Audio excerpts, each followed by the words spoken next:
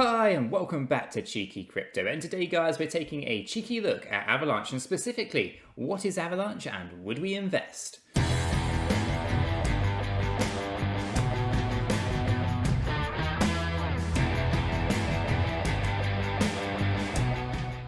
So, Chris, this is something that's come up a few times, and it's an important protocol. It's an important project, and I think it's important for people to kind of know what it is and what it's all about.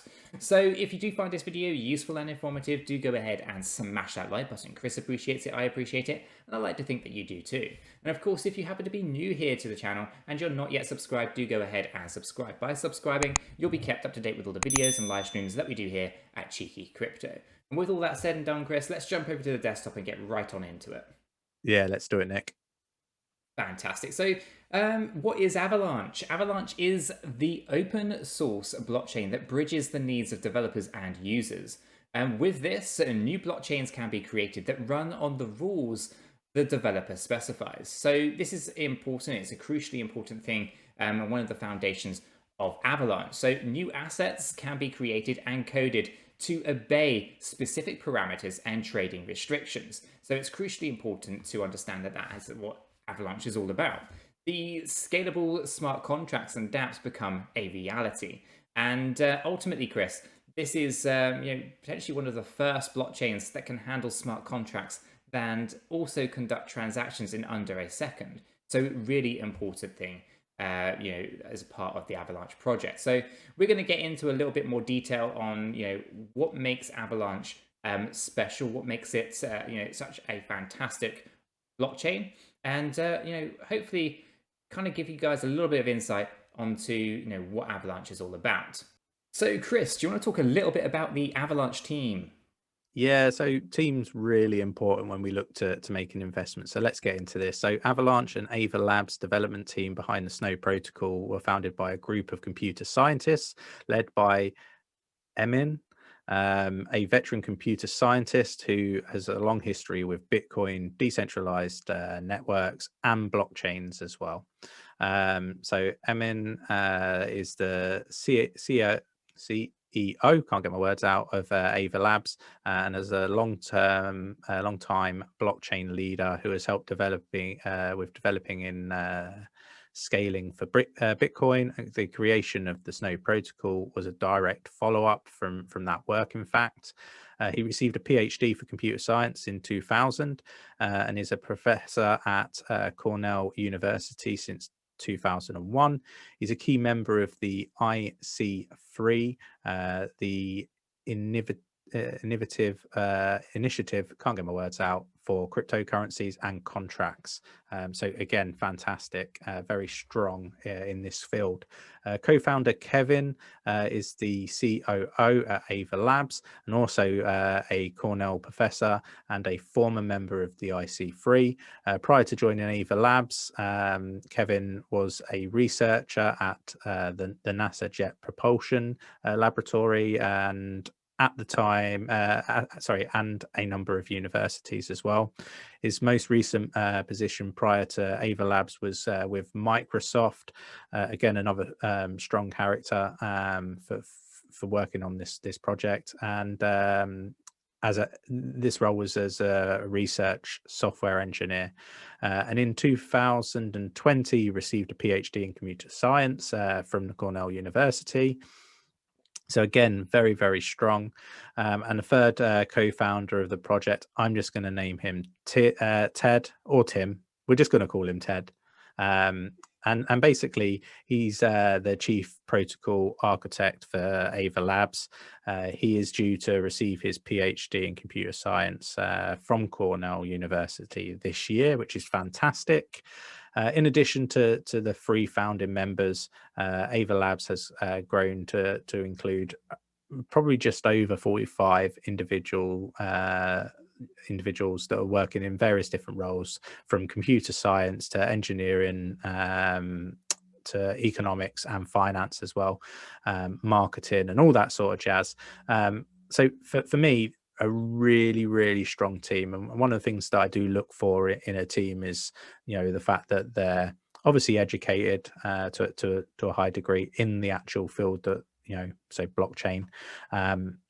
they're able to get their hands dirty. So, they don't just know how to manage a team. They can actually sort of get involved in how the architecture should look and all that sort of stuff. So for me, very, very strong team. I don't know if you want to add anything to that, Nick. No, they're just a very well knit team. They've got a lot of experience between them, and they are, crucial to driving the Avalanche project further forward. So really good stuff. So Nick, do you want to sort of talk everyone through what makes Avalanche special? Absolutely. So, what does make Avalanche special? There's many people in this space, Chris, that might just think that Avalanche is, similar to Ethereum. And it is, I guess, similar to Ethereum in as much as it is a blockchain that's open source, that it allows anyone to write and deploy smart contracts and build those decentralized applications. But there are obviously key differences between Avalanche and Ethereum, and some of these differences really do make Avalanche special. It makes it stand out from the crowd. So you might be thinking, what are those differences? Well, to start with, Chris, let's take a little bit of a look at transaction throughput. When it comes to things like Ethereum, there's transaction speeds of about 14 transactions per second. There are Bitcoin, 7 transactions per second.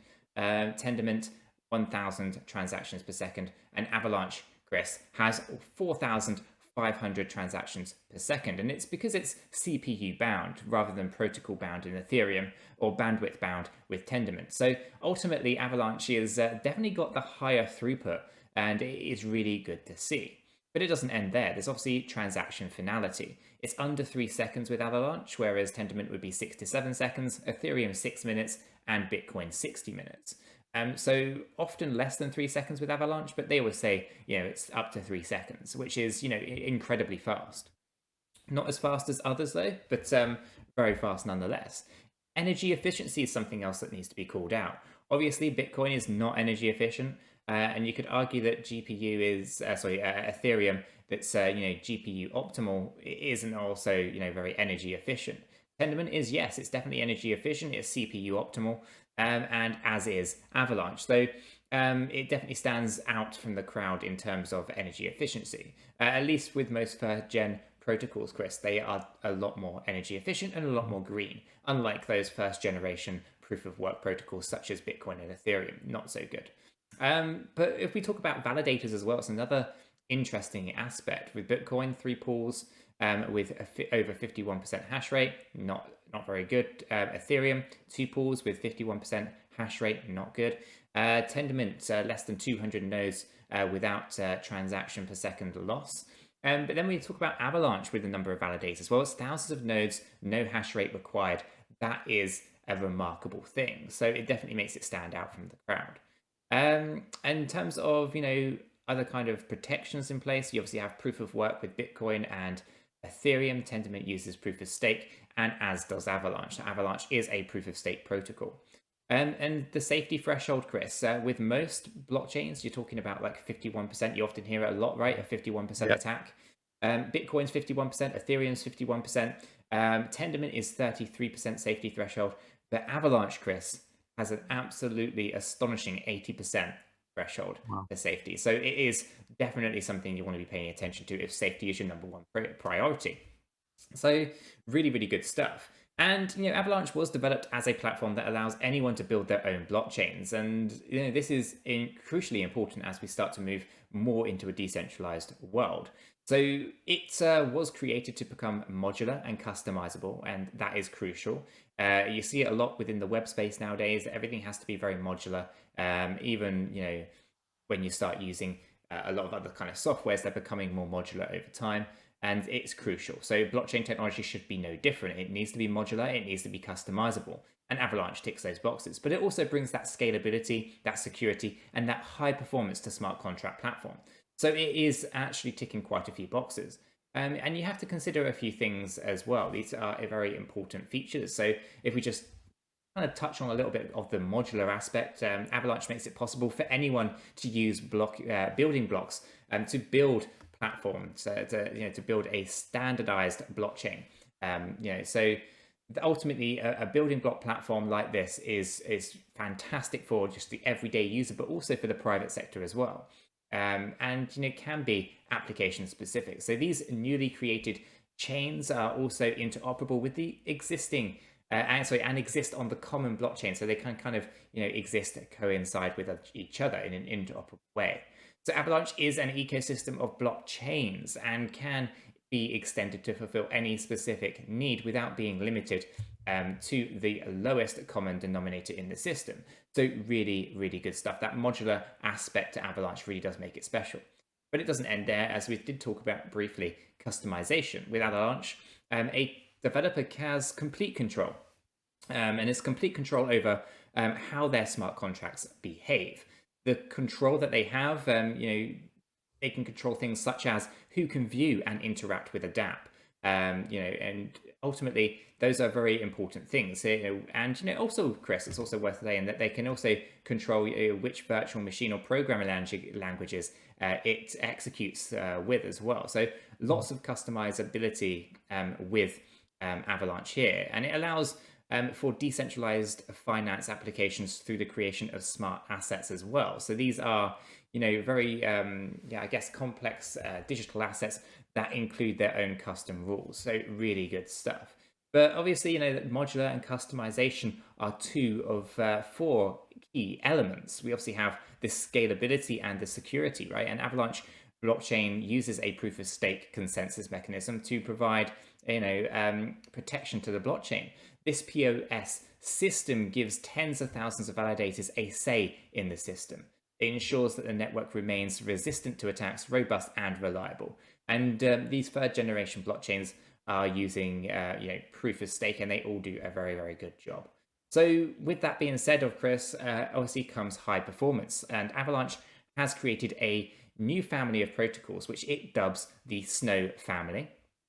We are not going to cover the Snow family of protocols in this video. That is something that we think you should go and do your own research on, just to get a bit of a deeper understanding. This is something that we stress a lot, Chris, that we always recommend you do your own research. So in this video, we're calling out the Snow families. Go and do your own research on that. We're not going to cover that in this particular video, and it's important that you do your own research on that. But basically, as in terms of performance, Avalanche have created this family of protocols called Snow family that enables the chains to be built on Avalanche to handle thousands of transactions per second.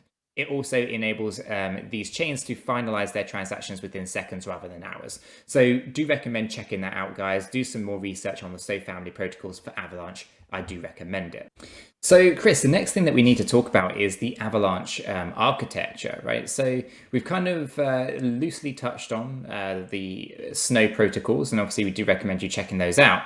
But, basically we need to talk about the architecture, and there are two consensus engines on this platform, right? There's the architecture for the Avalanche DAG optimized consensus, okay, which is crucial. This has the high throughput, the transactions that can run in parallel, and simple to prune. So really, really interesting stuff. Then there's the Snowman protocol or consensus, which is the chain optimized consensus protocol. So high throughput, totally auditable, and best for smart contracts. So they're actually running two, and DAG is something that gets is becoming more and more popular, Chris. It's fantastic for being able to do a lot of transactions in parallel, high throughput, and it's something that the Hedera Hashgraph protocol uses as well. So you can definitely see it's something that's starting to get a lot more momentum. It also uses things like 𝗕𝗓𝗪 protocol as well. So really interesting stuff. But let's take a deeper look, Chris, at the architecture for Avalanche. So we know that there are those two consensus engines, the DAG optimized consensus and the chain optimized consensus. So everything in the Avalanche network is created as a sub-network, or what is known as a subnet, with every chain being included as part of one or another subnet. Okay, so every kind of chain is being included as a subnet itself or as a part of another subnet. So a little bit of a, your head around that, but basically everything is kind of interoperable with each other through that particular mechanism. So each subnet is a subnet of the entire validator set. And as I go through this, guys, it's probably something you're going to have to just slow down and watch back again, because it can be a little bit confusing.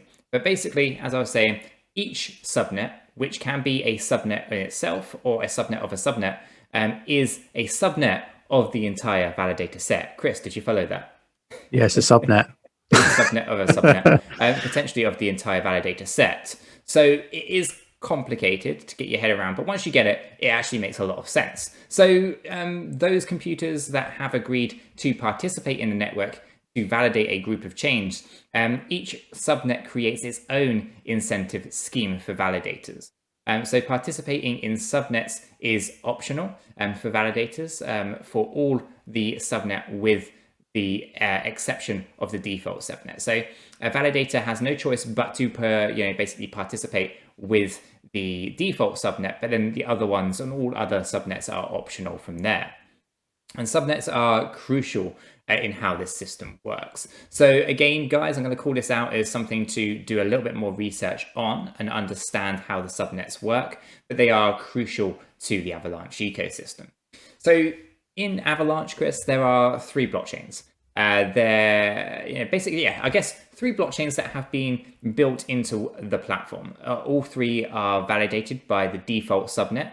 These 3 blockchains are as follows, right? So there's the X chain, the P chain, and the C chain, okay? So the X chain is the DAG-based payment chain for creating and trading smart digital assets, i.e. a representation of a real-world thing, with a set of rules that govern its behavior. So let's say you wanted to create a token based on, I don't know, let's say real estate.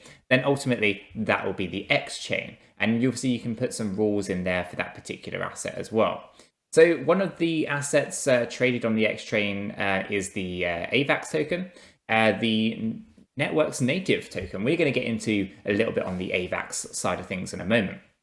And when one issues a transaction on a blockchain on the Avalanche network, they pay a fee denominated in AVAX. The X chain is an instance of the Avalanche virtual machine, or AVM. Okay, so really crucial stuff. Now, the P chain, on the other hand, manages metadata, and that's all about the Avalanche network. So it's an API, allows nodes to create subnets, add validators to subnets, and create blockchains. So the P chain is all about management, really, and management specifically on that metadata. Then we get to the C chain, Chris, which is an instance of the Ethereum virtual machine, powered by Avalanche's consensus protocols. So one can create smart contracts on the C chain and do anything else they would do on Ethereum by using a C chain API. So ultimately, 3 fantastic blockchains, and each do very different things, each interoperable and fantastic. So in addition to those 3 default chains, Chris, Avalanche is capable of supporting multiple other chains and their own custom virtual machines as well. The features allow developers to create custom dApps and blockchains containing any kind of logic they choose to include, which is fantastic. So really, really good stuff. There's not too much more I can really talk about that. I do recommend doing a bit more research into the architecture, guys, and really get into terms with that subnet element of this particular blockchain and this protocol, because once you start understanding it, it actually makes a lot more sense, and I'm probably just not quite explaining it well enough, Chris. So Chris, let's talk a little bit about the AVAX token. Yeah, so this is the native token used by the Avalanche platform and uses the ticker symbol of AVAX. Its main accounting unit for the network, serving as a peer-to-peer payment currency, as well as a means to secure the network, to deploy new subnets, to pay transaction fees, to create and exchange assets, to govern the protocol, and to incentivize validators. So this does an awful lot of things for Avalanche. AVAX was created with a cap supply of 720 million tokens, 360 million of which were released with the Genesis block of the mainnet. The remaining 360 million tokens are being minted in accordance with the the equation in the Avalanche white paper, so do give that a butchers. In the first year of staking rewards, aims to target the minting rate of the new AVAX token at between sort of 7 and 12%, I believe, Nick. While the total supply of AVAX cannot be changed, it is possible for token holders to change the emission rate of the token in order to adapt to the changing economy conditions. And I think that's really, really important, Nick, mainly because obviously everything that's going on in the world at the moment, right? Lots of people probably going to be out of work and all that sort of stuff. There's just so much going on. So I really like that about Avalanche and having that in there. I think it's really important. Anyway, I believe, Chris, they actually had an ICO, didn't they, in July 2020? Yeah, which I think it raised what, $42 million approximately. Yeah, I think they sold 21 million AVAX tokens at about 50 cents each, which I think is remarkable. And when you consider how much they paid for the token, I mean, the token is now 26.97 in dollars at the moment. So that is some healthy return if you were one of those lucky individuals to get in at that point. I wish I had. I got in much later, but yeah, it's one of those. Probably spoiler alert. Yeah.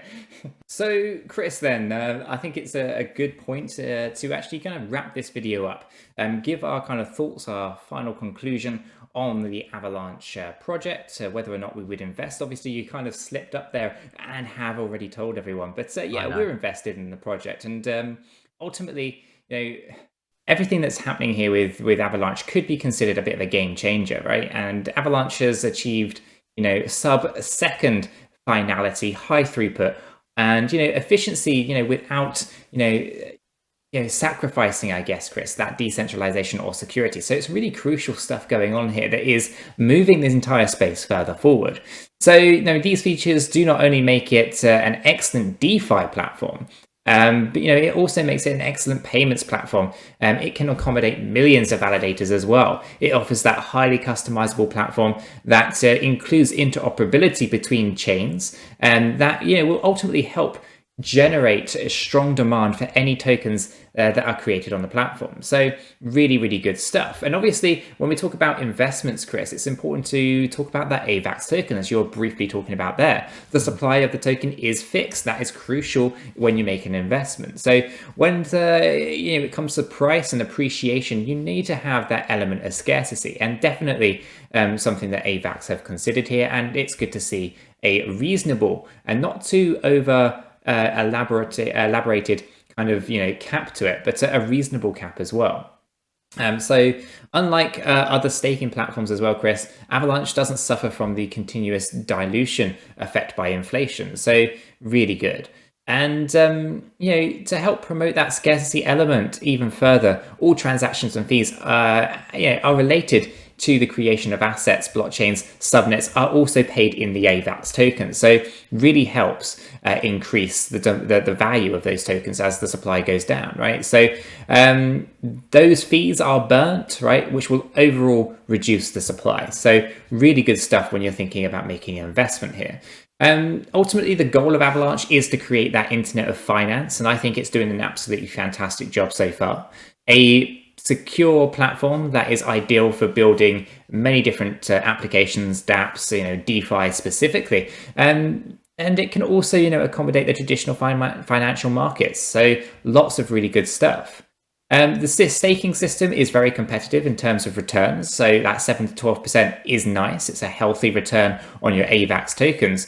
And ultimately, the AVAX token is expected to be a solid long-term investment, as stakers are encouraged to lock those tokens for a long period of time. That's the only drawback I would say here. I really like the approach that Cardano have taken, where you don't have that lockup period at all. But I do understand a lockup period is sometimes required. I think the Ethereum 2.0 lockup period is a bit daft, a bit over the top.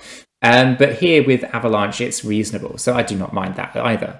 Validating nodes can also validate subnets, which is really interesting. And it's something that we're going to start seeing with Cardano as other native tokens are put on there. The validators for Cardano will also be able to do validation of specific types of native tokens. So it's good to see that Avalanche are also doing something similar here with being able to choose which kind of validating nodes can choose which subnets to validate, right? So really good stuff.